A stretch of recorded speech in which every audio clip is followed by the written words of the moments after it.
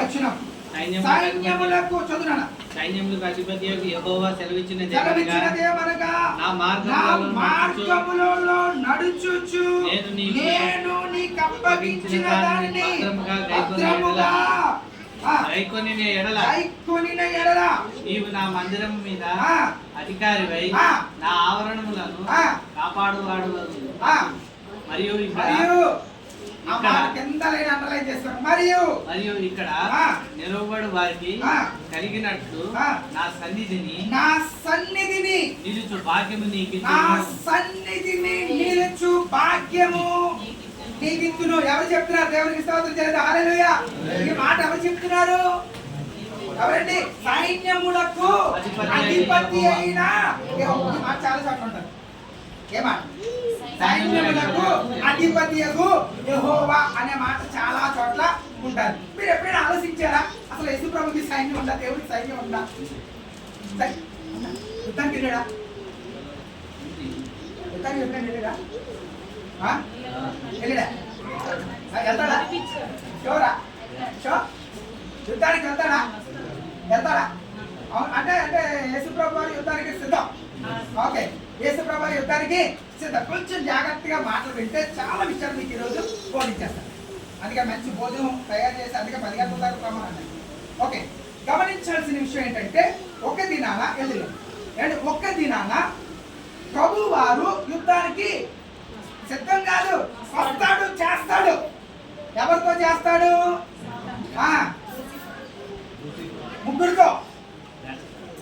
ముగ్గురు ఘట సర్పము, అబద్ధ ప్రవక్త, క్రూర మృగము. చెప్తారా? ఘట సర్పము, అబద్ధ ప్రవక్త, క్రూర మృగము. ఈ ముగ్గురు కలిపి దుష్టత్రయము. సాధారణ వాడు పరిశుద్ధ త్రయము వేరు.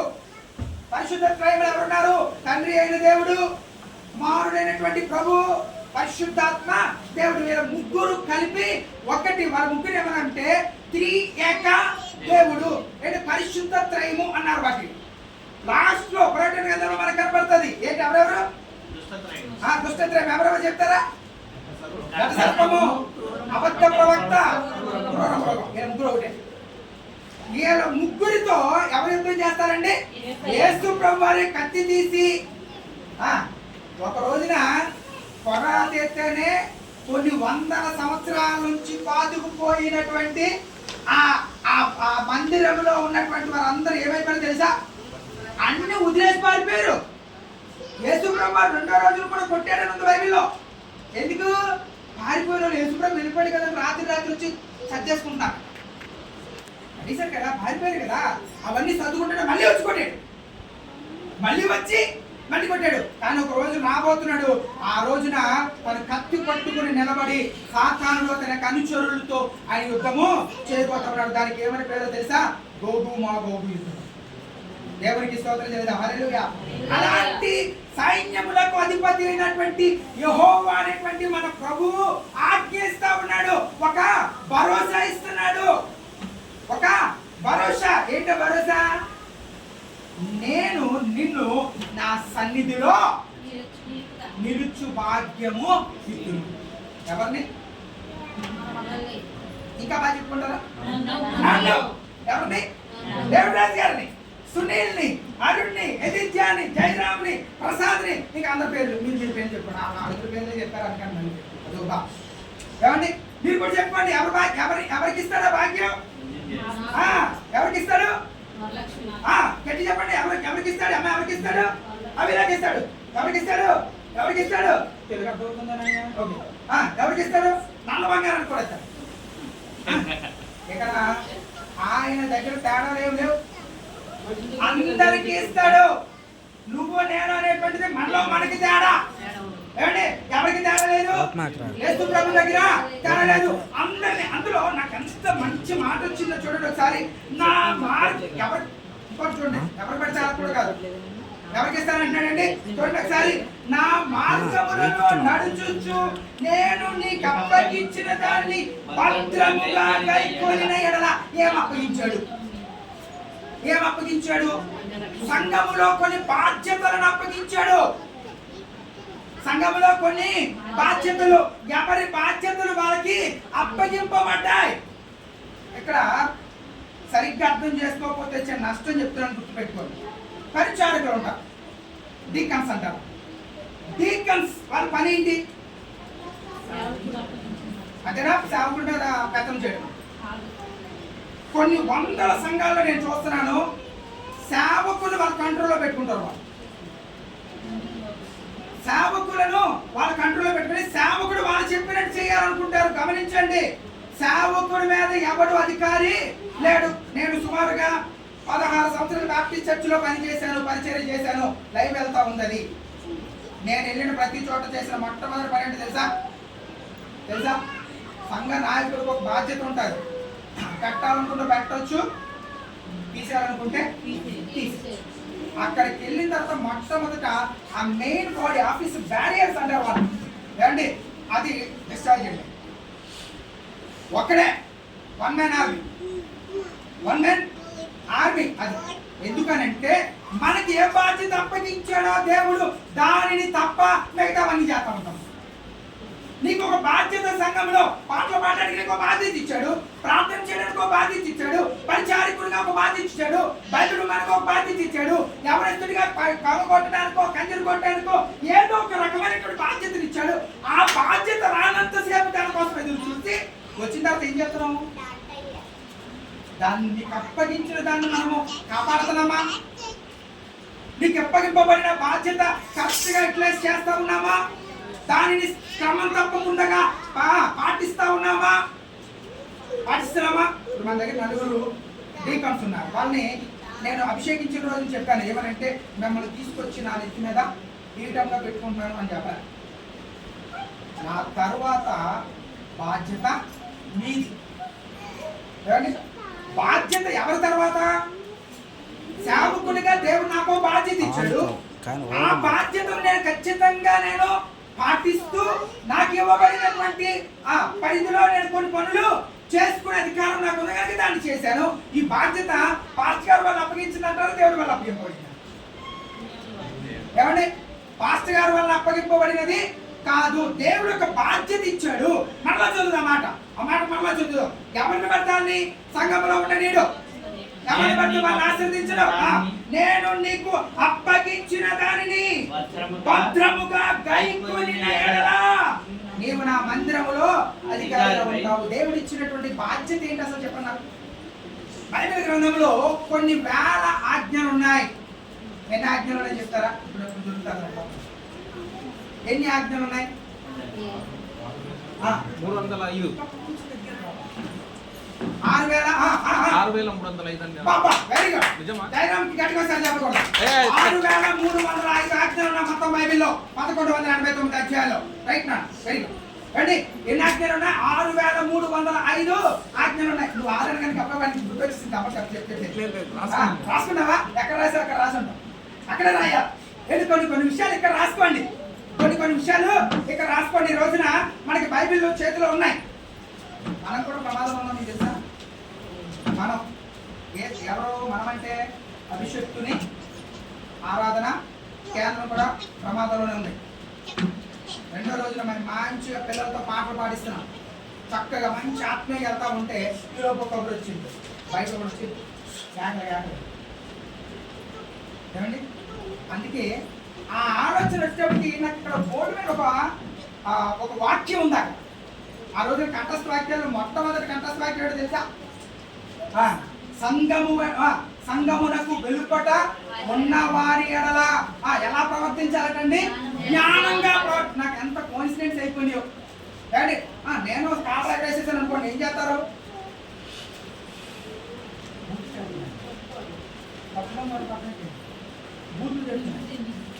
ఏమండి, జ్ఞానం అనేది ఎక్కడ దొరుకుతుందో తెలుసా? దేవుని మందిరాల్లో దొరుకుతుంది, దేవుని యొక్క గ్రంథంలో దొరుకుతుంది. బయట ఉన్న వారితో ఇప్పుడు నేను వాక్యం మైక్లో చెప్పొచ్చు, కానీ మా అందరికి అర్థమవుతుంది. 60 మంది 50 మంది ఉన్నాం మనం, మనకు అర్థం కదా, మనకు వినపడుతుంది కదా. అమ్మ వినపడుతుంది కదా, మా పెద్దమ్మ గారు వంశీ కనపడుతుందా? వాక్యం సరిపోతుంది. అమ్మ కనపడుతుంది కదా, సరిపోతుంది. రండి, బయట ఉన్న వారి వల్ల జ్ఞానముతో ఏం చేయాలంటాడు? నడుచుకోవాలా, ప్రవర్తించాలా. అంటే ఆలోచన విధానంలో, మాట విధానంలో అవతల వాడు ఇష్టం వచ్చినట్టుగా మాట్లాడుతున్నప్పుడు యేసుప్రభే మనకి ముంగుట్టు, మీరు అది కూడా గుర్తుపెట్టుకోవాలి. ఎవరంటే మనకి యేసుప్రభే. ఏమండి కొట్టి, కళ్ళు మూసి కొట్టి, మీరు కొట్టింది ఎవరు చెప్పాడా? మొహమ్మద్ హుసేరు గుద్దారు, గడ్డము పెరిగారు, తన్నారు, ఏమండి మున్న కిరీటం పెట్టారు, చేతుల్లో కాళ్ళలో మేకులు కొట్టారు, పక్కన బలిపాటు కొట్టారు, ఒళ్ళంతా 312 చోట్ల నుంచి మాంసం ముక్కలు వచ్చినట్లుగా 39 దెబ్బలు, కొరడ దెబ్బలు కొట్టారు. దేనికైనా మాట్లాడా? ఏమండి మనకి మాది ఎవరో తెలుసా? యేసయ్య. సంఘంలో మీ అందరికీ నేను చెప్తున్నాను, సేవకుడు ఇక్కడ ఎవరినో ఒకరిని ఉద్దేశించి మాట్లాడు. సేవకుడు ఎప్పుడు ఎవరినైనా ఒకరిని ఉద్దేశించి మాట్లాడితే ఏమండి అది దేవుని దగ్గర పెద్ద తప్పది, గుర్తుపెట్టుకోవాలి. దేవుని దగ్గర అది అంటే ఏదో ఒక పాయింట్ మనకు తగిలింది అనుకోండి, ఈడు నా కోసమే చెప్పాడు అనుకున్నాం అనుకోండి, ఏమండి ఆ మాట 10 మందితో చెప్పడం కాదు, ఆ మాట నీకు తగిలిందంటే నువ్వేం చేయాలో తెలుసా? అంటే ఆ మాటను బట్టి మనం ఏం చేయబడాలా? సరిచేయబడాలి. దేవుని వాక్యము సరిచేయబడడానికే. దేవుని వాక్యము మనలను ఏం చేస్తుందండి? కత్తి వలె ఖండిస్తుంది, సుత్తి వలె సరి చేస్తుంది. కాబట్టి అందుకే నీ వాక్యము కత్తి వంటిది కాదా? నీ వాక్యము సుత్తి వంటిది కాదా? ఏంటి ఆ కత్తి ఎలాంటిదో తెలుసా? మూలుగులో ముడుసు లోపల ఉన్నటువంటి మూలుగులు కూడా ఏం చేస్తాడండి? తుత్తి నీరుగా చేస్తాడు ఉంది బైబిల్లో. ఏమంటే వాక్యము నీతో మాట్లాడుతున్నప్పుడు ఆ వాక్యము నీ హృదయంలోనికి వెళ్ళి మనస్సు మారాలా. ఏమండి గ్రూపు తయారవ్వకూడదు. ఒక మాట ఏదైనా బయటకు వస్తే మనస్సు మారాలి. ఏం తయారవ్వకూడదు?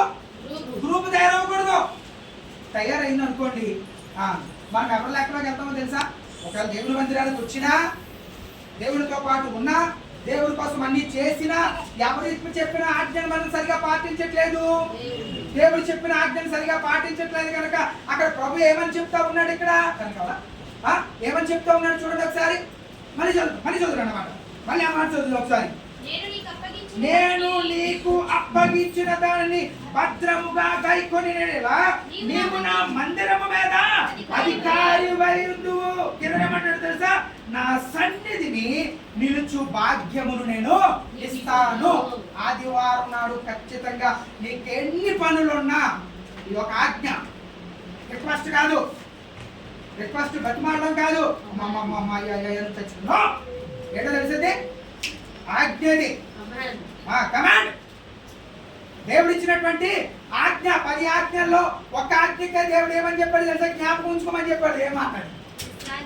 విశ్రాంతి దినమును పరిశుద్ధముగా ఆచరించుటకు జ్ఞాపకం ఉంచుకో. మిగతా 9 జ్ఞాపకం ఉంచుకోమని రాయలా. మీ అమ్మని నాన్న సన్మానించి జ్ఞాపకం ఉంచుకో, వ్యభిచారం చేయొద్దు జ్ఞాపకం ఉంచుకో, దొంగతనం చేయొద్దు జ్ఞాపకం ఉంచుకో, అబద్ధ సాక్ష్యం పలకొద్దు ఏమి చెప్పరా. ఏమి చెప్పాడు తెలుసా? ఆదివారం అంటే విశ్రాంతి అంటే మనం ఆదివారం ఆరాధన చేస్తాం కనుక ఆదివారం అంటున్నాను నేను. ఏమండి ఏం చేయాలి? మనం జ్ఞాపకం ఉంచుకోవాలి. ఎందుకు జ్ఞాపకం ఉంచుకోమన్నాడు? ఎందుకు జ్ఞాపకం ఉంచుకోమన్నాడు? వచ్చేది ఏమండి జ్ఞాపకం ఉంచుకోవాలి. దేవుడు ఇచ్చిన ఆజ్ఞది. దేవుడు ఇచ్చిన ఈరోజు వాక్యం ఏమొచ్చిందమ్మా? ఆగపో. నేను చాలా రోజులు చదవలేదు. నేను దీంట్లో లేవికాండంలో 21వ అధ్యాయం. ఓకే నేను మధ్యలో 2-3 రోజులు చదవలేదు, వదిలేసాను. నేను అందుకే దాన్ని ఎత్తట్లేదు. ఇక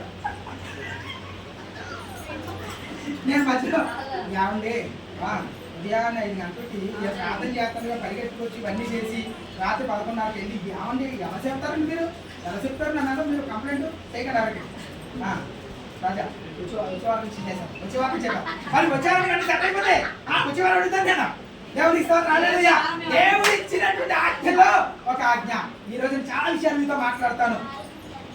దేవునికి అనుకూలమైన మనసు, దేవునికి అనుకూలముగా లేని మనసు అని 2 మాటలు రాసుకోండి. దేవునికి అనుకూలమైన మనసు, అది కూడా సంఘములో అని రాసుకోండి. సంఘములో, బయట కాదు మళ్ళీ. సంఘములో దేవునికి అనుకూలమైన మనసు, సంఘములో దేవునికి అనుకూలముగా లేని మనసు. దాంట్లో ఫస్ట్ మనం ఎలా ఉండాలంటండి? దేవునికి ప్రియమైన బిడ్డలు ఉండడం ఫస్ట్ పాయింట్ అండి. దేవునికి ఎవరికి కన్నా కావాలా? ఏమండి దేవునికి ఎలా ఉండాలి? ఫస్ట్ పాయింట్ ఎలా ఉండాలండి? ప్రియమైన బిడ్డగా. దేవుని ప్రేమలో తేడా ఉంటుందా? తల్లిదండ్రుల ప్రేమలో తేడా ఉంటుందా? తల్లిదండ్రుల ప్రేమలో తేడా ఉంటుందా? ఇద్దరు పిల్లలు ఉన్నారు అనుకోండి, తల్లిదండ్రుల ప్రేమలో తేడా ఉంటుందా? మళ్ళీ అడుగుతున్నాను నేను. నీకయ్యా నీకు ఏం తెలుసయ్యా? ఇంకోటి సంవత్సరాలు చెప్తున్నాను. ఎందుకు నీకు అంటే ఇద్దరు పిల్లలు అన్నాను, అందుకే నేను సంవత్సరాలు చెప్తున్నాను. కంగారు కాదు. చెప్పండి. ఉంటారా లేదా? ప్రియా చెప్పు. ఇద్దరు పిల్లల్లో ఉంటది చెప్తావా? చెప్పగలరా లేదా? నీకు ముగ్గురు కదా ఉంటారా? నీకు చెప్పరా? అబద్ధం అడగలేదు.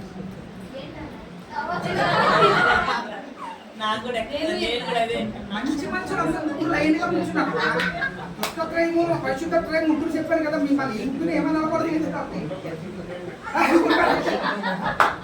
ఏమండి ఏమన్నా లేకమ్మా? దేవుని ప్రేమలో తేడా ఉంటుందా? తల్లిదండ్రుల ప్రేమలో తేడా ఉంటుందా? ఉండదా? ఇద్దరు పిల్లలు ఉన్న వాళ్ళ ఇంట్లో ఉండదండి. అబద్ధం చెప్తున్నారు మీరు. వాక్యాన్ని బట్టి మాట్లాడండి. ఎవరు లేరా? నేను చెప్తాను ఉందని. నిరూపిస్తాను.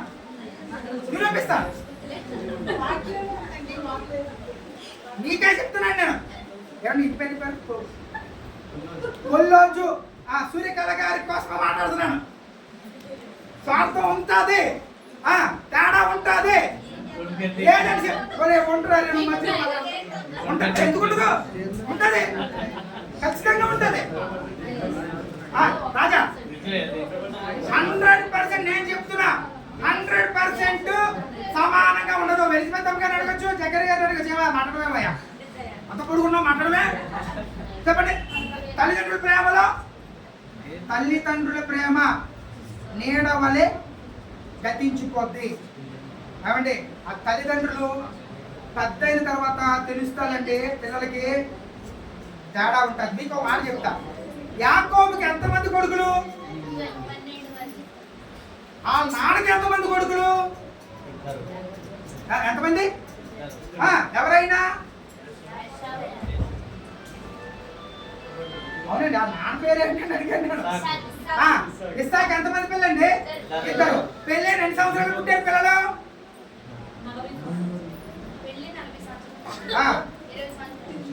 పెళ్ళైన 20 సంవత్సరాలు పుట్టారు ఇస్సాకుకి. ఎవరెవరు? యాషావు, యాకోబు కదండి. వీళ్ళిద్దరిని తండ్రి సమానంగా ప్రేమించాడు, తల్లి కూడా సమానంగా ప్రేమించింది అని చెప్తే తప్పు అంతే కదా? ఎందుకని చాలా క్లియర్ గా బైబిల్ ఏమన్నదో తెలుసా? పెద్దవాడిని ఇస్సాకు చాలా ఎక్కువగా ప్రేమించాడు, చిన్నవాడిని తల్లి చాలా ఎక్కువగా ప్రేమించింది. యాకోబు విషయమే కాదండి, ఇస్సాకు విషయమే కాదు, అబ్రహాం విషయంలో కూడా అదే జరిగింది. అబ్రహాము పెద్ద కొడుకు ఇష్మాయిల్ బయటెట్టాడు, అసలు కొడుకు లోపల పెట్టుకున్నాడు. యాకోబు ఏం చేశాడు? దేశం ఒక్కడే ప్రేమించాడు. ఆడికంటే ముందు వెనక కలిపి 11 మంది తగ్గలంటాడు. ఒక్క తీసి లోపలెట్టాడు. పాపం యాషోబు చంపేద్దాం అనుకున్నాడు కానీ కుదరలే. ఇష్మాయిల్ కూడా చంపేద్దాం అనుకున్నాడు కానీ కుదరలే.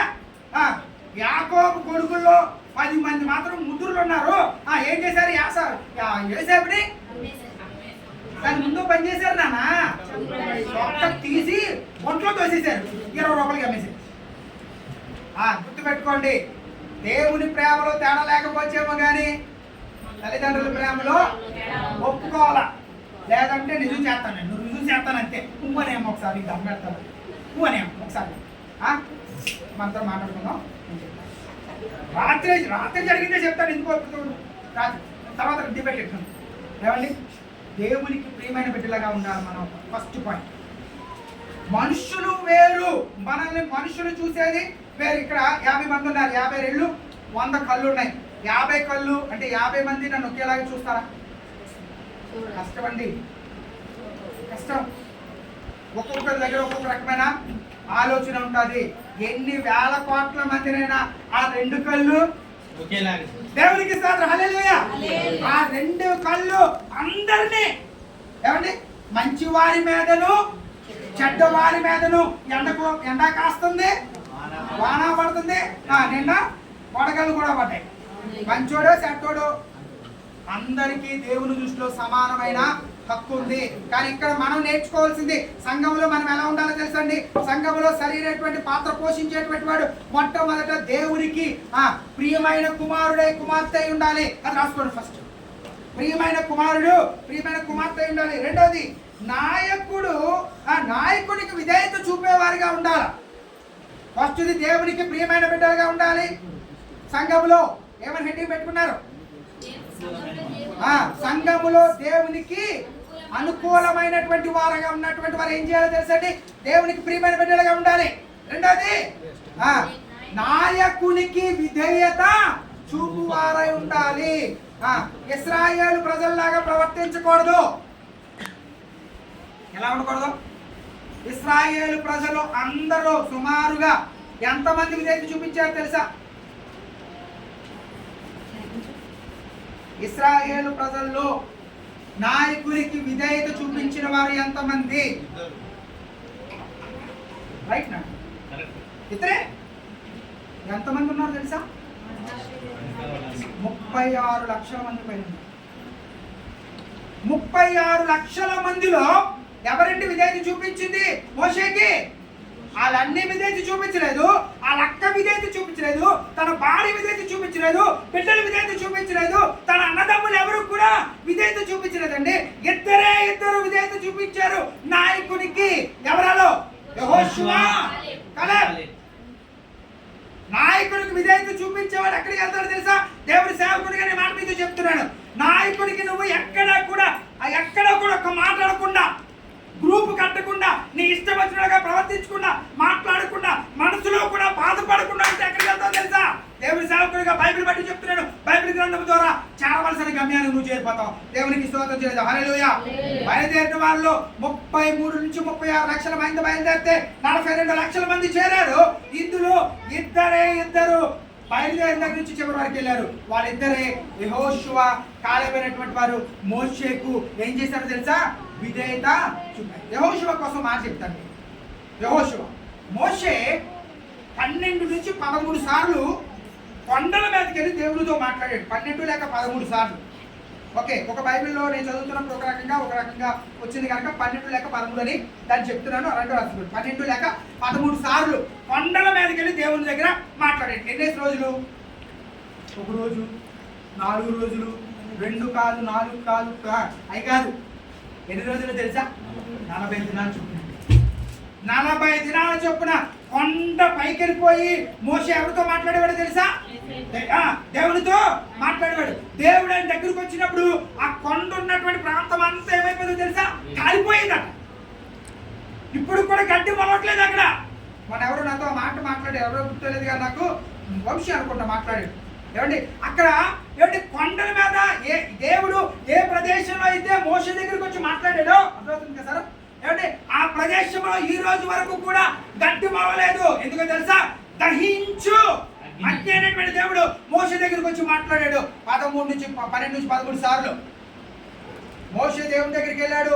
40 దినాలు ఉపవాసం ఉన్నాడు, దేవుని దగ్గర ఉన్నాడు, దేవుడు ఆయనతో మాట్లాడాడు. ఇవన్నీ చెప్తున్నాం కానీ ఇంకో వ్యక్తి కోసం మాట్లాడడం మర్చిపోతూ ఉంటాం. ఎవరో తెలుసా? యెహోషువ అండి. పాలెములో నుంచి కొండ మీదకి మోషే బయలుదేరుతూ ఉంటే వెనకాల వెళ్ళి మధ్యలో 40 దినాలు యెహోషువ అక్కడ ఏం చేశాడు తెలుసా? 40 దినాలు ఉపవాసం ఉన్నాడు, ప్రార్థనలో ఉన్నాడు. యెహోషువ ప్రార్థనాపరుడు. ఏమండి ఎదురులేని సైనికుడు కాబట్టి యెహోషువ వెళ్ళి యుద్ధాలు చేస్తా ఉంటే 31 మంది రాజులు ఏమైపోయారు తెలుసా? మాట్లాడకుండా పారిపోయినోళ్ళే, చచ్చిపోయినోళ్ళే. ఎందుకో తెలుసా అండి? అక్కడ యజమానుడు లేక నాయకుడు దేవునితో మాట్లాడుతూ ఉంటే విధేయత కలిగినటువంటి యెహోషువ ఎదురు చూస్తా ఉన్నాడు, ఎప్పుడు వస్తాడా అని. ఏమండి అందుకే యెహోషువ మోషే తర్వాత నాయకత్వాన్ని పొందగలిగాడు. విధేయత చూపించాడు గనక ప్రియమైన దేవుని సంగమా జ్ఞాపకం చేసుకోండి. చిన్నవాళ్ళైనా, పెద్దవాళ్ళైనా, ముసలివాళ్ళైనా, చంటి బిడ్డలైనా ఎవరైనా సరే మనం నేర్చుకోవాల్సింది ఏంటి తెలుసా? ఫస్ట్ దేవునికి ప్రియమైన బిడ్డలుగా ఉండాలి. రెండవది విధేయులుగా ఉండాలి. రెండవది ఏం చేయాలా? విధేయత చూపించాలి. ఏం చెప్తే అది చెయ్యాలంటే. మనం ఏమనుకుంటామంటే వాడికి తెలీదు, వాడు చెప్పి నేను ఎందుకు చేయాలి, చేయకపోతే చాలా నష్టం. అది ఖచ్చితంగా చెప్తున్నాను. బైబిల్ మారలేదు, మన బుద్ధులు మారాయి. బైబిల్ మారలేదు, మన ఆలోచనలు మారాయి. బైబిల్ మారలేదు, బోధలు మారినాయి. ఏమండి, బైబిల్లో ఉన్న ఒక్క మాట కూడా సున్నైనను పొల్లైనను తీయబడలే, నెరవేర్చబడకుండా జరగకుండా ఆగలేదు. గమనించండి. నాయకునికి రెండవదిగా మనం ఏం చేయాలా? విధేయత చూపించాలి. మూడవది సంఘం పట్ల కూడా ప్రేమ కలిగి ఉండాలి. సంఘం మూడవది విశ్వాసుల పట్ల లేక సంఘం పట్ల ప్రేమ కలిగి ఉండాలి. అందరికి అందరూ ఎవరికి అసలు విషయం చెప్పబోయేది చెప్పాలి. ఏం చేయాలా? సంఘం పట్ల ఒకరు ఏం చేయాలంట? ప్రేమ. ఏమండి, ఒకరి పట్ల ఒకరికి ప్రేమ కలిగి ఉండాలి, నమ్మకం కలిగి ఉండాలి. ఏమండి, భరోసాని ఇవ్వగలిగి ఉండాలి. భరోసా ఇవ్వాలా? సంఘంలో ఏం చేయాలి? మనం భరోసా ఇచ్చేవారిగా ఉండాలి. చాలాసార్లు ఏం చేస్తామంటే వన్ వే ట్రాఫిక్ లాగా మనం అన్ని అందరిని అంటలేదు, కొంతమంది అన్ని సంఘాల్లో ఉన్నారు. ఓ మంచి సామెత ఉంది. ఏంటో సామెత తెలుసా? మా ఇంటికి వస్తే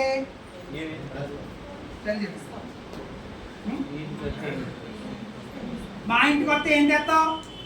మీ ఇంటికి వస్తే అంటే రెండు వైపులా ఒకరికే లాభం. రెండు వైపులా ఒకరికే లాభం. ఇప్పుడు నేను సునీల్ గారి ఇంటికి వెళ్ళాను.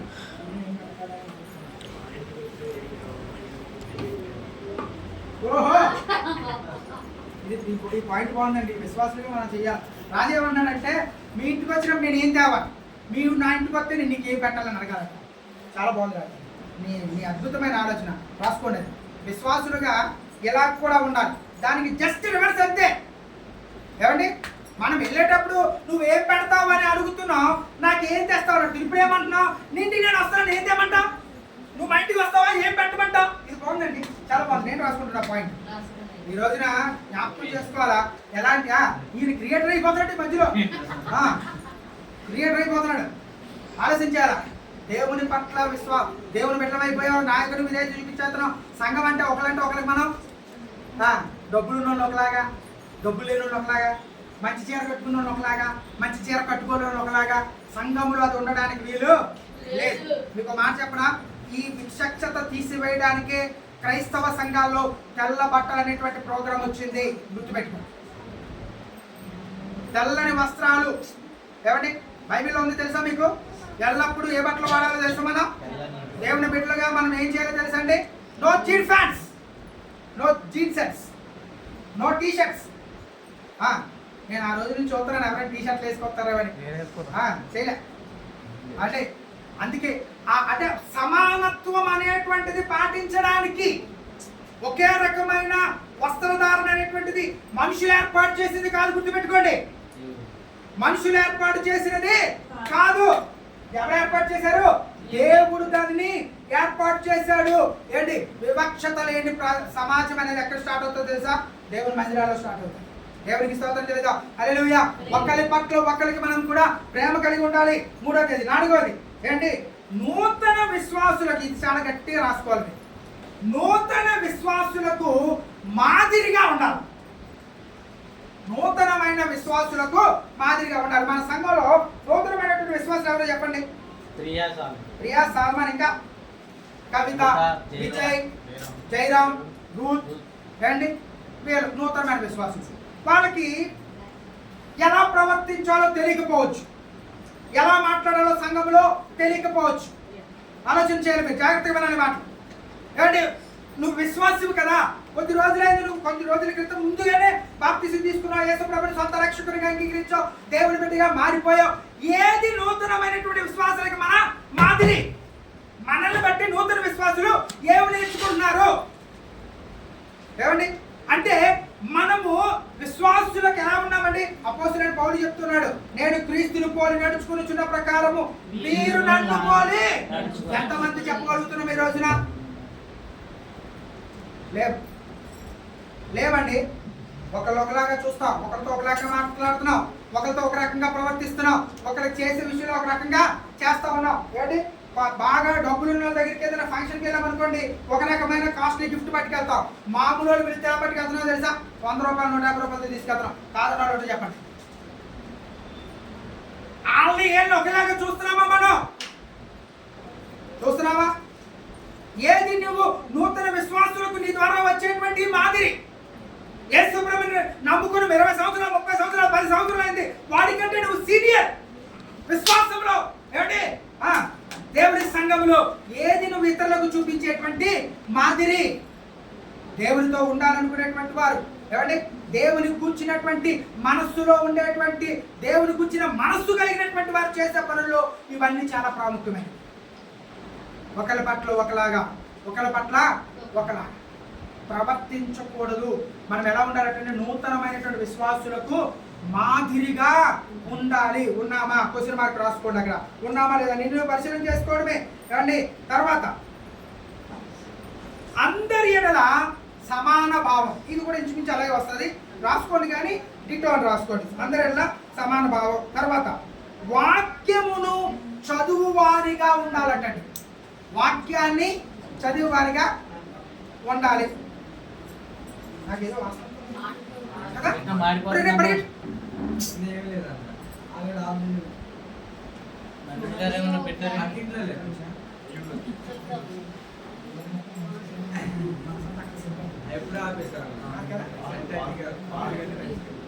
దేవుని స్తోత్రం. హల్లెలూయా. మనకు ఆనప్పుడు మనకు అక్కర్లేదు. ఏమండి తర్వాత వాక్యాన్ని చదివే వారంగా. వాక్యాన్ని నా తల్లి వస్తాడని తిట్టేస్తాడు, కొన్ని బియ్యం పెట్టి అట్ట గుర్తున్నాయ్యా గొప్ప మంది దేవుడిని గుర్తొచ్చినాక వాడు వచ్చాను.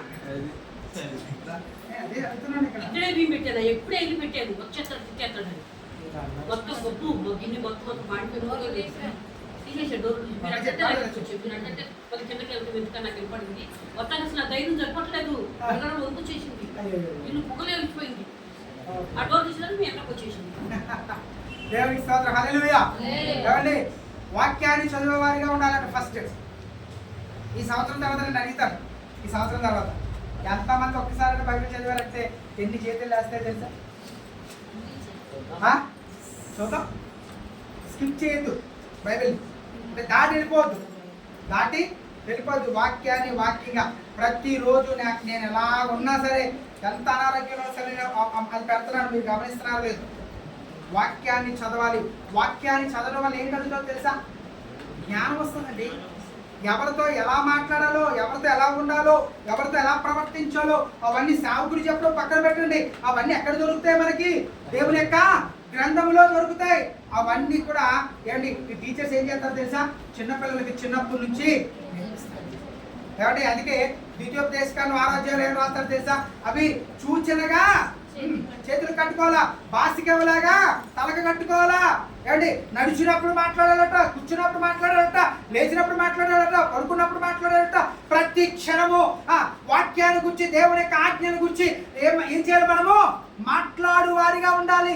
వాక్యాన్ని చదివితేనే అది నీకు అర్థమవుతుంది.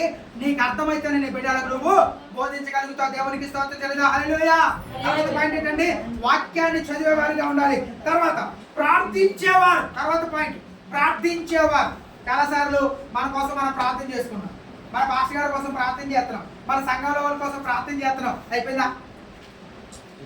అదేనండి, మన కోసం ప్రార్థన చేసుకున్నాం, పాస్టర్ గారి కోసం ప్రార్థన చేస్తున్నాం, సంఘంలో ఉన్న వాళ్ళందరి కోసం ప్రార్థన చేస్తున్నాం. And what about of others?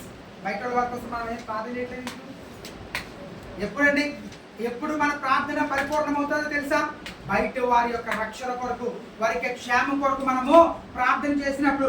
ఎప్పుడు స్వార్థపూరితమైన ప్రార్థన దేవుని దగ్గరికి చేరవు. నేను 5,000 ప్రార్థన మీకు నేర్పించాను, గుర్తుందా? 5 ఫింగర్ ప్రేయర్ గుర్తుందా? ఫస్ట్ పాయింట్ హృదయానికి దగ్గరగా ఉన్నవారు. రెండోది మనలను హెచ్చరించువారు. మూడోది ఉన్నతమైన పదవుల్లో ఉన్నవారు. నాలుగోది ఆర్థికంగా చిదుకుపోతున్న వారు. ఐదోది అక్కడ నువ్వు రావాలా. కానీ మనం ఏం చేస్తాం? ప్రార్థన ఎలా చేయట్లేదు,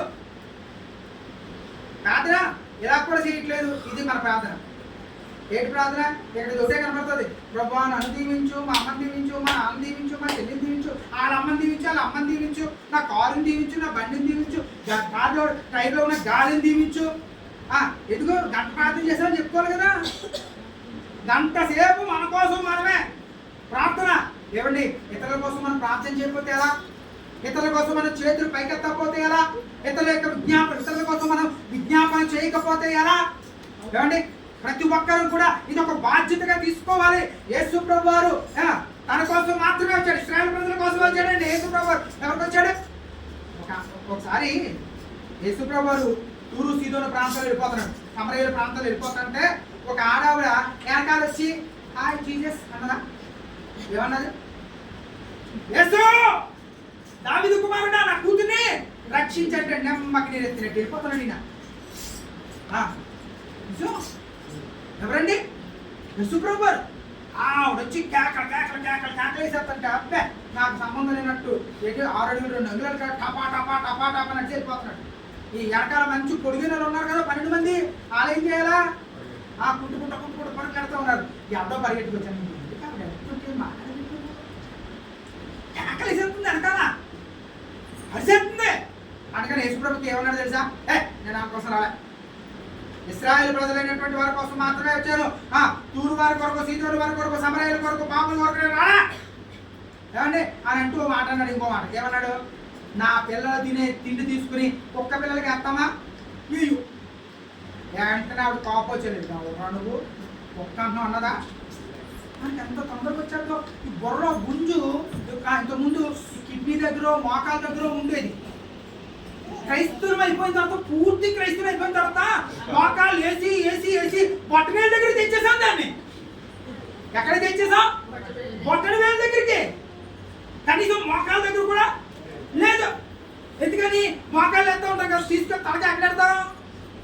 అడుగు నెట్టేసినప్పుడు ఈ మోకాల్లో కొంచెం కింద జారి మడాల్లోకి వెళ్ళిపోయింది. అక్కడ నుంచి బొట్టనేల దగ్గరికి వెళ్ళిపోయింది.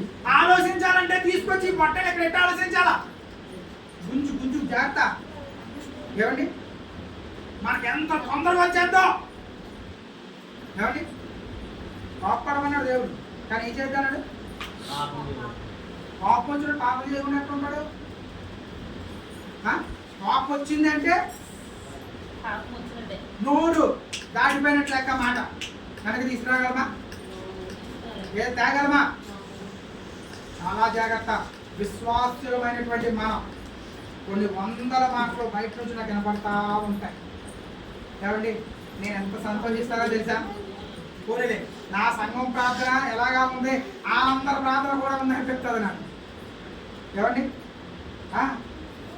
ఈ మధ్యలో ఒక మంచి కొటేషన్స్ విన్నా. ఏంటంటే ఈ కొటేషన్స్ మంచిగా రాస్తారు. మన కోసం మాట్లాడుతున్న వాళ్ళు ఎక్కడ మాట్లాడుకుంటారట? మన వెనక. దానికి ఒక కొటేషన్ రాశాము. వెన్నుపోటు పొడిచేవాడు కూడా ముందు నుంచి రాడు. ఎక్కడ నుంచి వస్తాడు? అది వెన్నుకు కాదు, పోటు. వెన్ను ఎక్కడ ఉంటుంది? జాగ్రత్త. మనం యేసు ప్రభు లాంటి మనసు మనకు కలిగి ఉండాలంటే ఆలోచించడం నేర్చుకోవాలి. యేసు ప్రభు వారు ఆ మాట వెంటనే ఆవిడకి ఏం కోపం రాలేదు. ఏమన్నా తెలుసా? నీ పిల్లలు పెట్టే తిండి ఆవిడ తింటున్నప్పుడు ఏం చేస్తారు? చిన్నవి తిందని ఎంత ఉంటారు. అప్పుడు అవి నీ పిల్లలు తీసుకు తినరయ్యా. ఎవరు తినాలి తెలుసా? నువ్వు కుక్కలు ఉంటున్నావే, మేమే తినాలి. దేవునికి స్తోత్రం తెలుసా? హల్లెలూయా. మాకు కూడా హక్కు ఉంది. వెంటనే యేసు ప్రభు ఏమన్నాడు తెలుసా? ఏమన్నాడు తెలుసా?